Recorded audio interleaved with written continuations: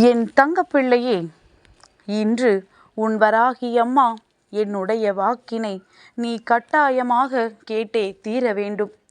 எதற்காக அம்மா இன்று கட்டாயமாக கேட்க வேண்டும் என்று சொல்கிறாள் என்று ஒரு நிமிடம் நீ சிந்தித்து பார்ப்பாயானால் நிச்சயமாக என்னை இன்று தவிர்த்து விடமாட்டாய்.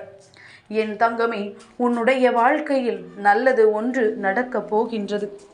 நம்பிக்கையோடு கேட்பவர்களுக்கு பலன் நிச்சயமாக கிடைக்கும் என்பதில் எந்த ஒரு மாற்று கருத்துமே கிடையாது. என் குழந்தையே, இன்று உன் தாயானவள் உன்னை சந்தித்து உனக்கு மனமகிழ்ச்சியான ஒரு செய்தியினை தருகின்றேன். என்னை பார்க்கும் பொழுதெல்லாம் நீ மனதிற்குள் அம்மா எதையும் தந்துவிட மாட்டாளா, ஏதேனும் ஒரு நல்ல விஷயத்தை நம் வாழ்க்கையில் நடத்திவிட மாட்டாளா என்று நீ ஏங்குகின்றாய் அல்லவா? என் தங்கமே, இன்று உன் அம்மா உன் வாழ்க்கையில் அந்த விஷயத்தை நிறைவேற்றி கொடுக்கப் போகின்றேன். என் குழந்தை, நீ எண்ணிக்கொண்டிருந்த நல்ல விஷயங்கள் எல்லாம் உன்னை வந்து சேரப்போகின்றது. முதலில் உன் தாயானவள் நான் சொல்ல வந்ததை நீ முழுமையாக கேள். என் குழந்தை, ஒரு நாள் உன் வாழ்க்கையில் உனக்கு கஷ்டங்களை கொடுத்த ஒருவர் இன்று உன்னிடத்தில் நல்லபடியாக பேசி சென்றார். உனக்கே அது ஆச்சரியமாக இருந்தது. உன்னால் அதை நம்ப முடியவில்லை. இவர்கள் உண்மையில் மனம் மாறிவிட்டார்களா அல்லது வேண்டும் என்றே நடிக்கின்றார்களா என்ற சந்தேகமும் உனக்கு வந்துவிட்டது. என் தங்கமே, உன்னுடைய இந்த சந்தேகத்தை உறுதிப்படுத்த வேண்டும் என்று நீ நினைக்கின்றாய். என் குழந்தை, அவர் செய்த துரோகத்தை பொறுத்து அவரை நீ மன்னிக்க வேண்டுமா வேண்டாமா என்பதை பற்றி நீ சிந்திக்கலாம். ஏனென்றால் ஒவ்வொருவரும் மற்றவர்களுக்கு கொடுக்கின்ற சோதனைகளை பொறுத்துதான் அவர்களை மன்னிப்பதும் மறப்பதும் என்பதனை நீ புரிந்து கொள்ள வேண்டும். ஏனென்றால் உன்னுடைய எண்ணங்களை பற்றி சிறிதும் கவலைப்படாமல், உன்னுடைய வாழ்க்கையை பற்றி சிறிதும் யோசிக்காமல் உனக்கு கஷ்டங்களை கொடுத்தவர்களாக இருக்கும் பட்சத்தில் நீ என்னவாக ஆனாலும் அதனால் பரவாயில்லை, அதனால் தனக்கு எந்த பிரச்சனைகளும் இல்லை என்று ஒருவர் உனக்கு சோதனைகளை கொடுத்திருந்தார்கள் என்றால் என் தங்கமே, அவர்களை மீண்டும் உன்னுடைய வாழ்க்கையில் ஏற்றுக்கொள்ளலாகாது. அதே நேரத்தில் ஏதோ தெரியாமல் அந்த விஷயத்தை செய்திருந்தார்கள் என்றால் அவர்களை அறியாமலேயே இப்படி ஒரு தவறை உன் வாழ்க்கையில் செய்வதற்கு அவர்கள் காரணமாக இருந்தார்கள் என்றால் நிச்சயமாக அவர்களை மன்னித்து விடலாம்.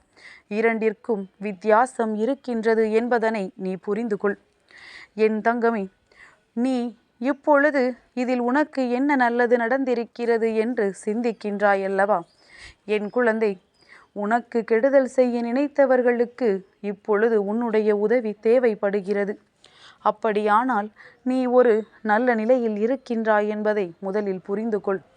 உன்னிடத்தில் உதவிகளை கேட்க வருகிறார்கள் என்றால் நிச்சயமாக என்னுடைய பிள்ளை, உன் வாழ்க்கையில் நீ சரியான நேரத்தில் சரியான பாதையில் நடந்து சென்று உன் வாழ்க்கையில் நல்ல விஷயங்களை அடைவதற்கு இப்பொழுது தயாராகி விட்டாய் என்பதைத்தானே அது குறிக்கின்றது.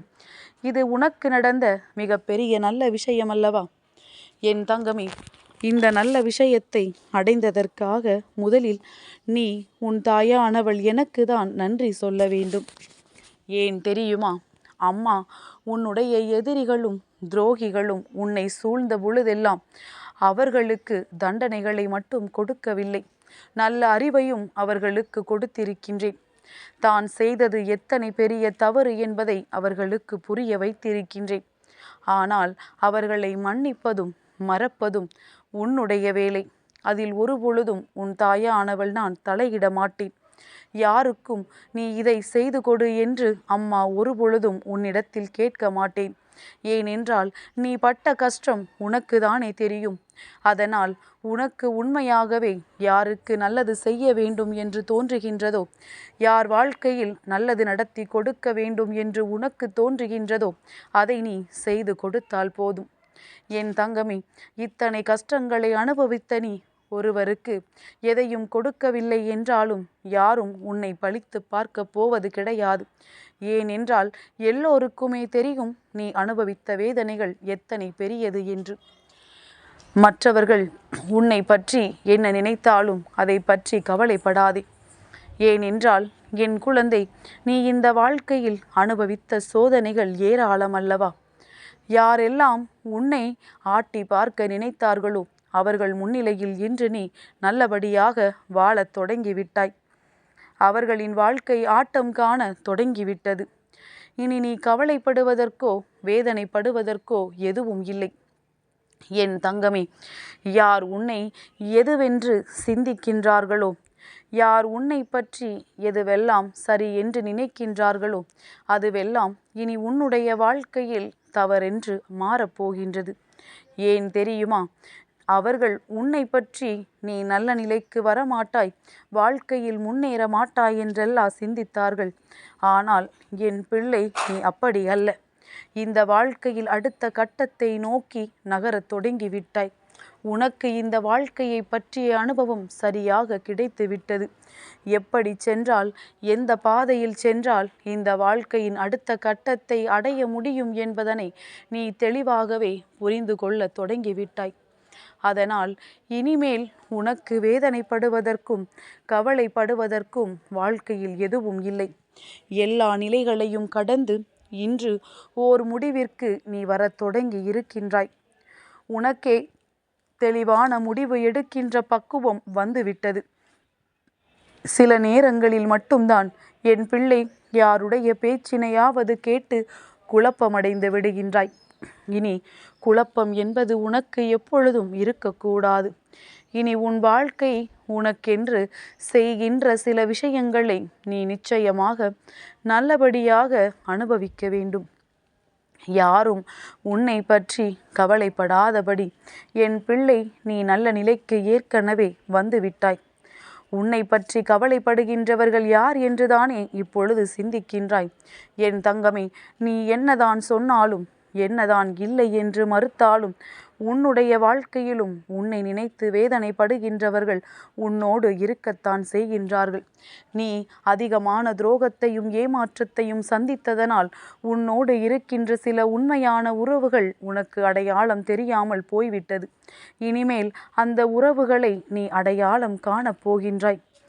என் குழந்தை, ஒவ்வொரு நாளும் உன் வாழ்க்கையில் ஏதோ ஒரு வகையில் சில முன்னேற்றம் அடைவது இப்பொழுது நீ உணர்கின்றாய் என்றால் நிச்சயமாக இது நாள் வரையிலும் உண்மையான உறவை தேடித் திரிந்த உனக்கு அதுவும் இனி உன் வாழ்க்கையில் நிலையானதாக கிடைக்கப் போகின்றது.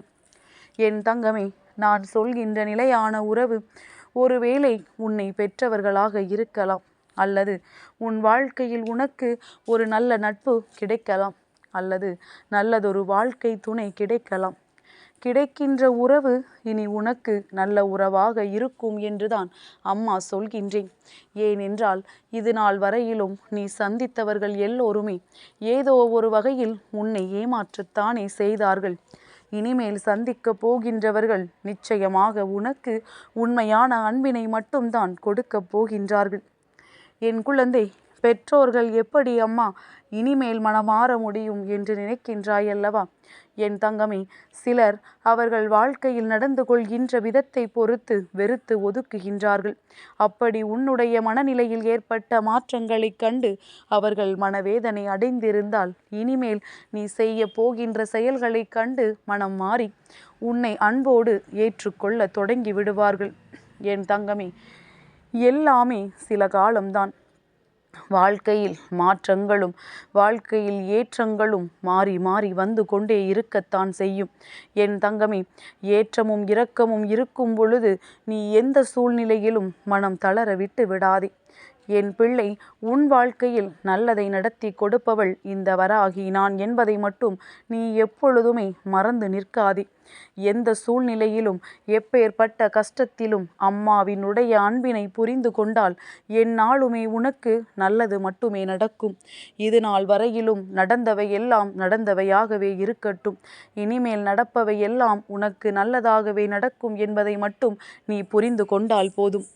என்றும் உன்னை அரவணைக்க இந்த வராகி உன்னோடு இருக்கின்றேன். என் தங்கப்பிள்ளைக்கு இந்த வராகி அம்மாவினுடைய ஆசீர்வாதங்கள் எப்பொழுதும் உண்டு.